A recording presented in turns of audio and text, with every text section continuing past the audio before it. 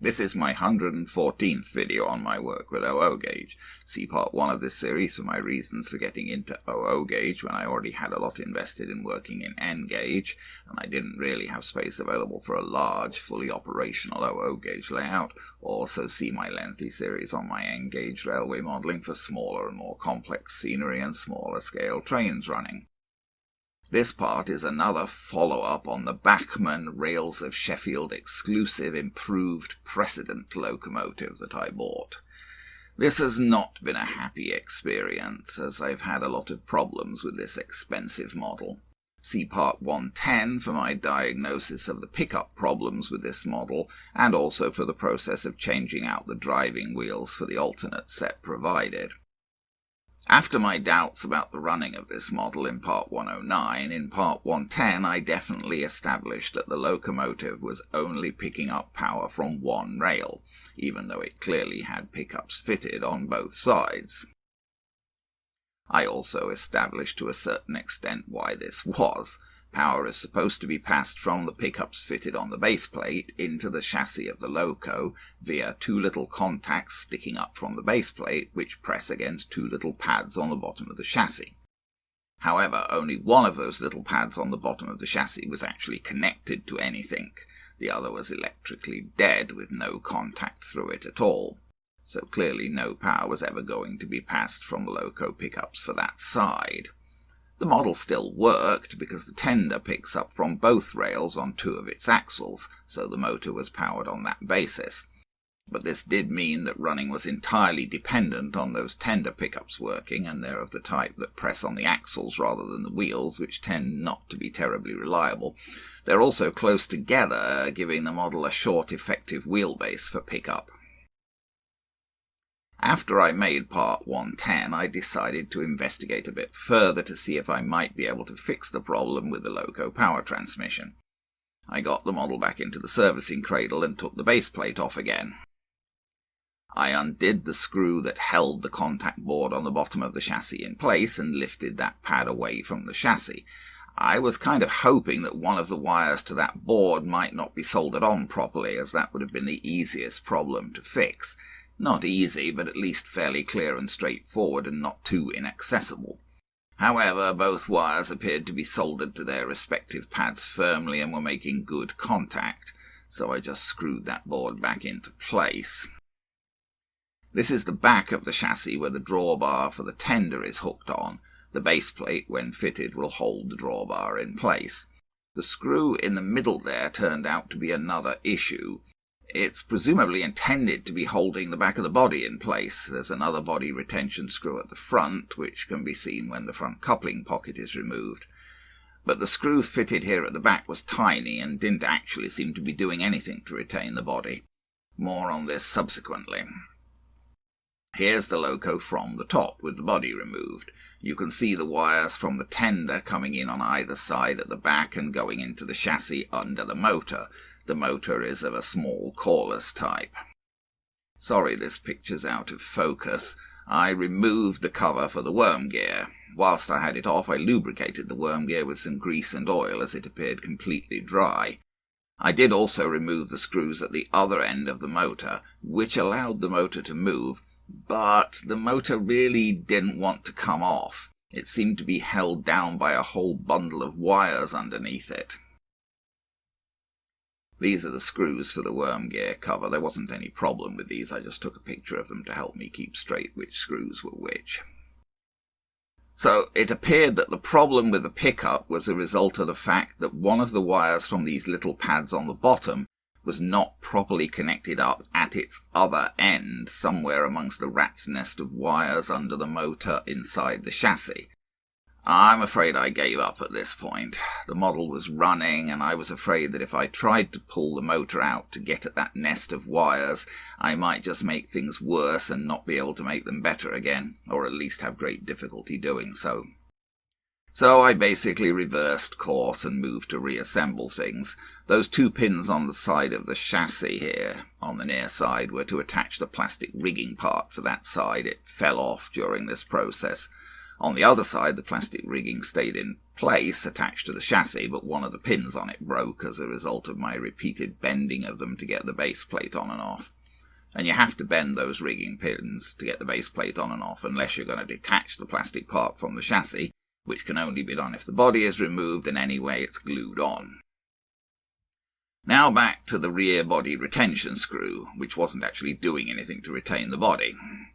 The screw that came in this hole was much too small to actually do anything useful. You can see it here next to the hole. It would barely stay in the hole at all and didn't even reach the body. So I ended up reassembling the model without a rear body retention screw. You can also see here where the rigging pin broke off. Several days later, after buying and taking delivery of a bunch of screws — I couldn't find any suitable screws locally — I returned to the problem with the screw. I haven't done anything further about the electrics. Here you can see the screw that came fitted at the back next to the hole. This is with the base plate in place. I've pulled the back of the plastic rigging part out of its fitting hole and pushed it to one side to better access the screw hole. The plastic part wasn't glued into that fitting hole, just friction fitted.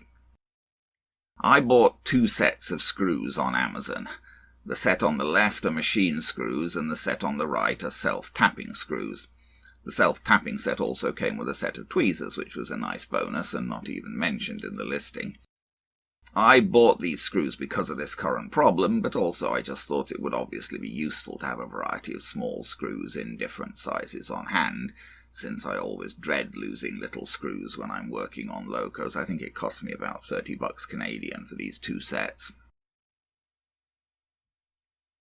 These screws are not from the sets that I bought. The one on the right is the front body retention screw that came fitted to the model, and the one on the left is the screw that came fitted in the rear body retention hole, basically doing nothing so far as I could tell. I measured the front body retention screw that came fitted to the model. It was 1.34 millimeters in diameter according to my calipers, and 5.81 millimeters in length. It was a machine screw, not a self-tapping screw. I retrieved from the sets I had bought the closest matching screws, M1.4 by 4 and M1.4 by 6. Those are right here with the original back and front screws at left. Here's the cover key from my set of machine screws. As you can see, the top 2 items in the left-hand column would be the closest match. I tried the screws from my set in the rear hole. They certainly fitted better in diameter than the tiny screw that originally came in this hole. The 6mm screw didn't seem to want to go in all the way, and I didn't want to force it at all, so I fitted the M1.4 by 4mm screw, which did seem to grip the body. I kind of wished that I had an M1.4 by 5mm screw, but the set only had even number sizes. After fitting the new screw, I pushed the pin on the plastic rigging part back into its retaining hole. And I put the precedent onto my shelf layout to do a little shuttling duty, and I'll conclude this part with some running video of that. So let's just see if we can see the precedent, which is a very handsome loco, you've got to give it, despite all the problems it's been giving me. Let's just see if we can see it shuttling on the shelf layout. I've got it on the outer track there. And in terms of controls, I've got the outer track, where are we? See, I've got the outer track set to shuttle, and I've got both its B and D sections turned on. So if I apply power to the shuttle unit, we should, from the Morley, we should be ready to go. And there's the red light on, which means the shuttle is powered, but we're going to get the regular time delay before it actually moves. I've got about 40% power applied from the Morley here. Now, the precedent's coupled up to a couple of old Triang coaches, and whilst I've tried to re-gauge the wheels on them, I haven't replaced the wheels on these, basically because the axles are rusted, so it's very hard to get them out. So the Precedent is going to struggle a little bit to pull those because they don't go too easily. They should go over the points without bumping because the wheels are re-gauged, but they're the old Triumph plastic wheels, so they don't turn all that freely. And I took the traction tyres off the Precedent. There he goes. So he's going to struggle a wee bit to pull those, and especially round a corner. And that's just because, you know, the coaches themselves are balky. They don't much want to go. Now he's going to sit in that station. That's the Super Quick. That's the station with the Super Quick building. Oh, there's the bus that I put on. We'll come to that. Actually, I guess I haven't even covered that in a video yet. So, and you can't see you won't be able to see from this distance really the clocks and things I put on and the benches. So he's going to sit there until there he goes, and now he's going to try and push those coaches around the corner, which he's going to have trouble doing, see? Ooh, wheel spin, wheel spin. You can't really blame him for that. I took his traction tyres off and those coaches just don't roll well. They're ancient Triumph coaches with plastic wheels. So, but he got them round. So I guess that's about it. As I say, a very, very handsome loco, but he's been quite a series of headaches to me.